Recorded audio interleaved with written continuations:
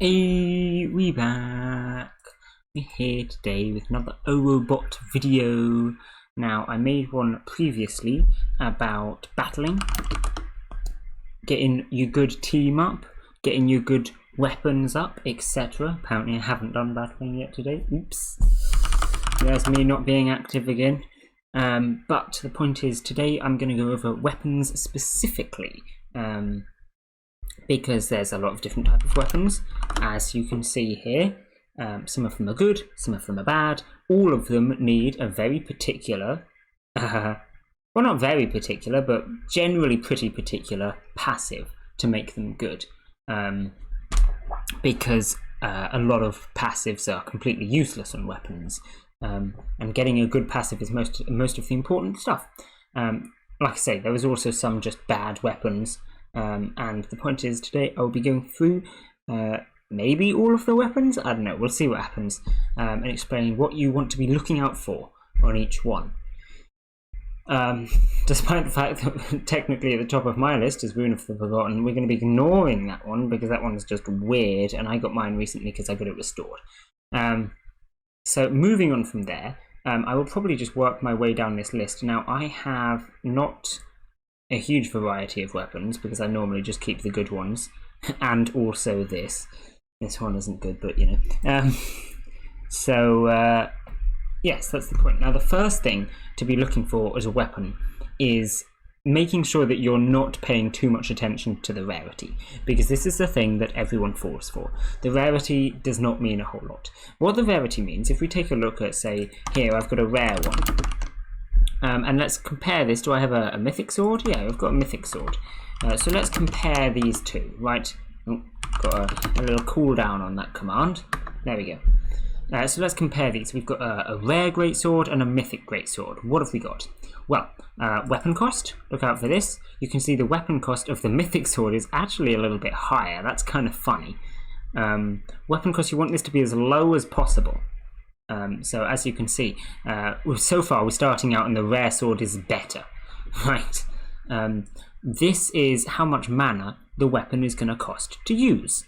You can check your mana by looking at your team. For example, let's have a look at my bird. Has almost 600 mana, so it could use this sword, what, like 3 times, something like that?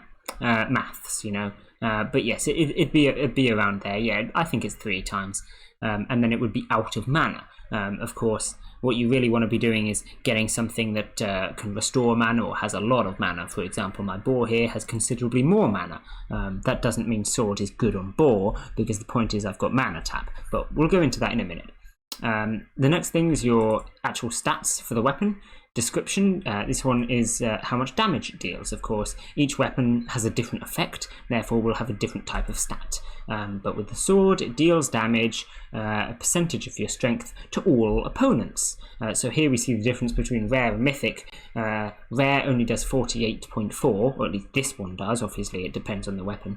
And the mythic here is doing 55.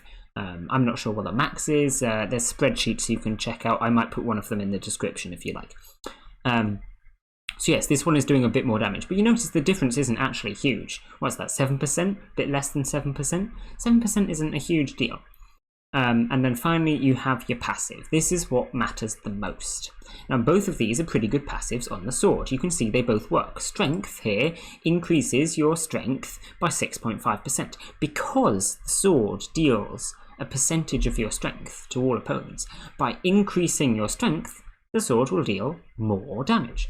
Now, this being just a rare sword, the 6.5% isn't very much, but at least it's a reasonable passive. Mana tap, in my opinion anyway, in most people's opinions, is better than strength, because what mana tap does is the thing that I mentioned. All damage you deal replenishes your mana for 27.3% of the damage dealt. So, let's say with my eagle here, he has strength of... it's this stat, isn't it? Yeah, here we go, 724.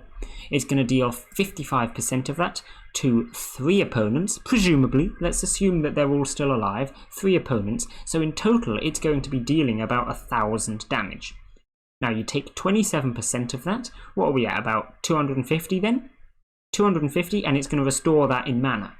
the weapon cost isn't even 250. So you're restoring more mana than you're using. Now suddenly you can use the weapon instead of 3 times, infinite times. Now of course this assumes that the damage you're dealing actually goes through, and like I said, it assumes that all of your enemies are alive, so it's not always going to restore that much mana. But for the most part, mana tap means that you can use the sword as many times as you like. Of course, mana tap doesn't work on everything. For example, the shield, if we have a look at my shield here, shield adds taunt, and that reduces the incoming damage. This isn't dealing damage to anyone, so having mana tap on this doesn't help. Not at all.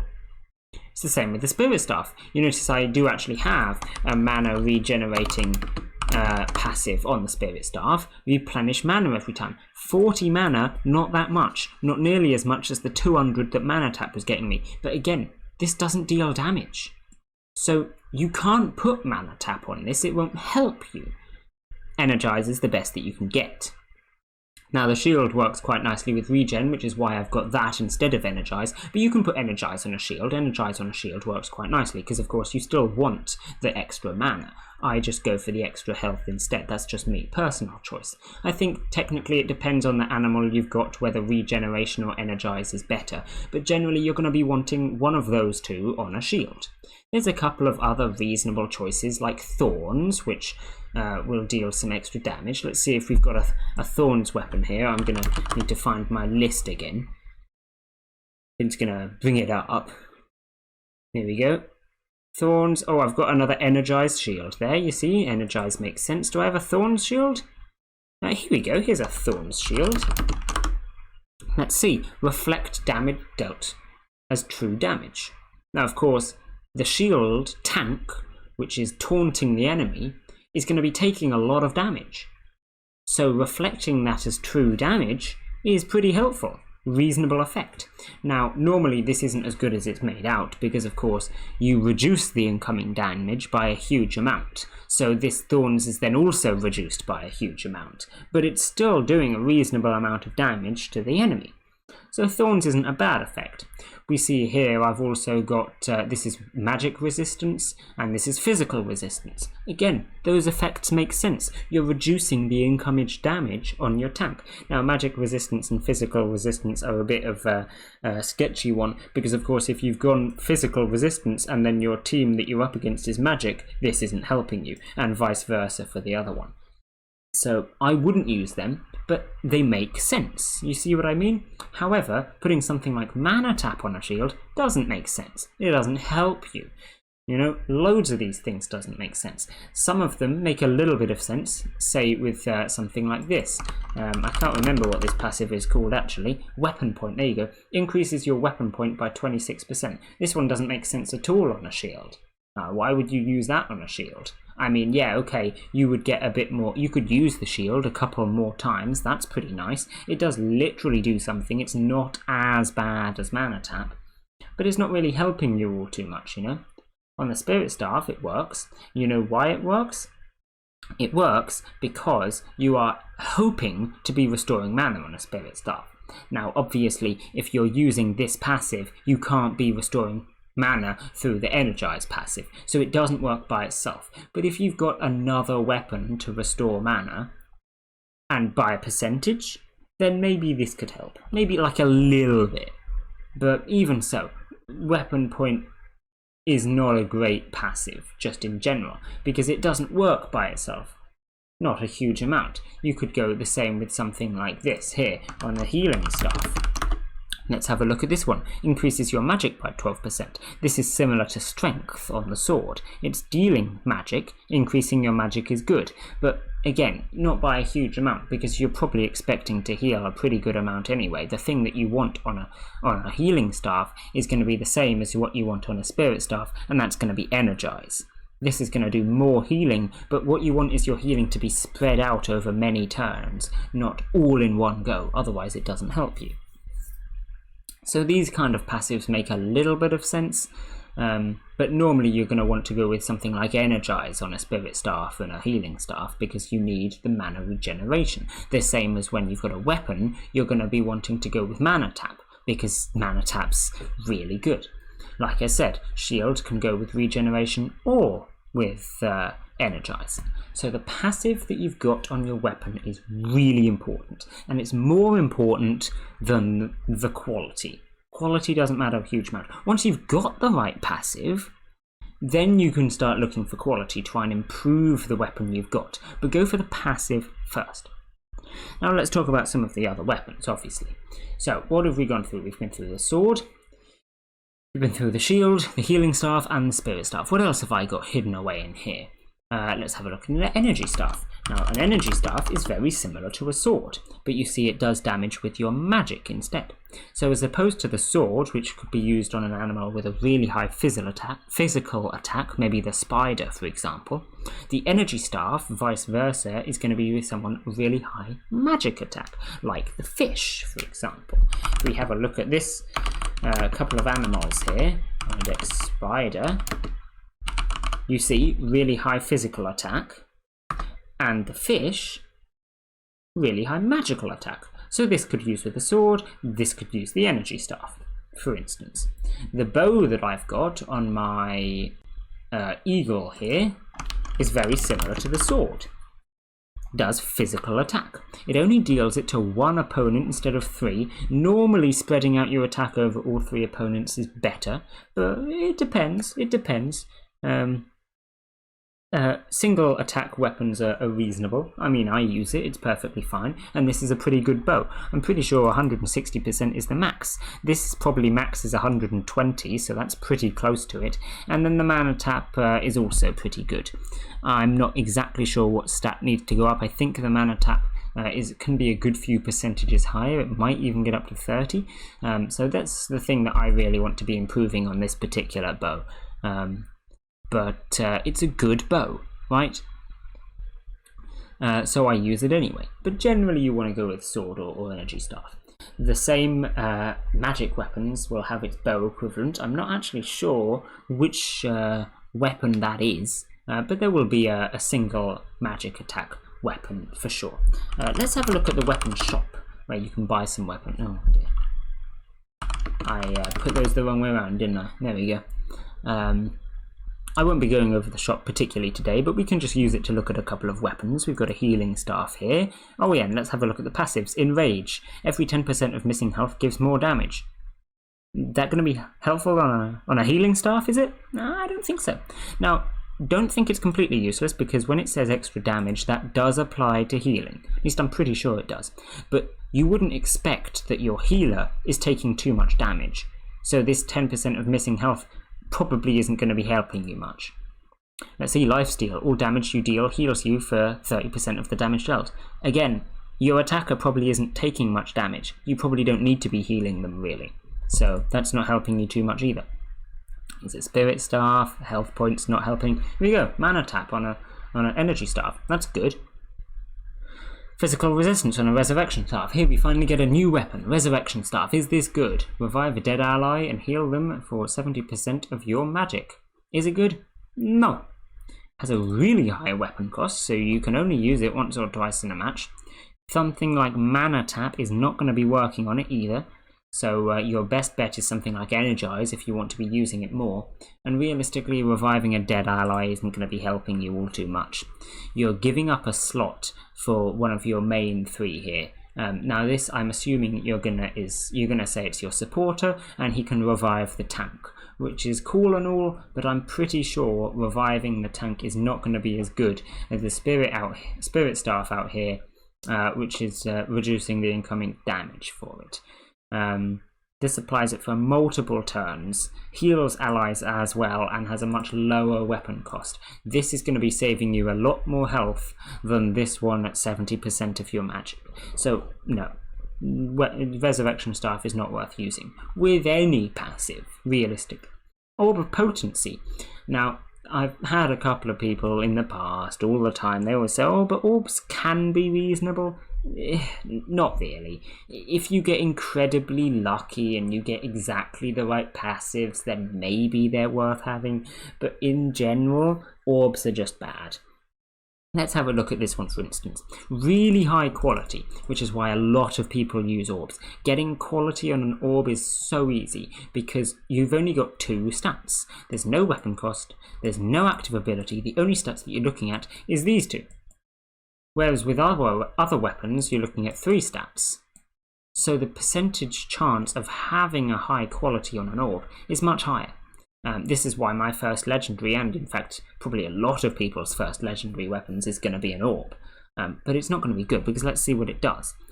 Increases your magic resistance by 32%. Well, that would be maybe useful on a tank, but how are you putting this on a tank without a shield?